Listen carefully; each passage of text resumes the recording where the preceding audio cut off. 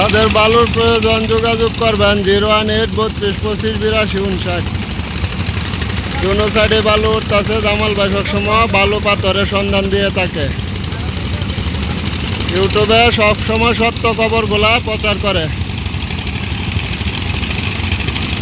যাদের বালুর প্রয়োজন অবশ্যই যোগাযোগ করবেন।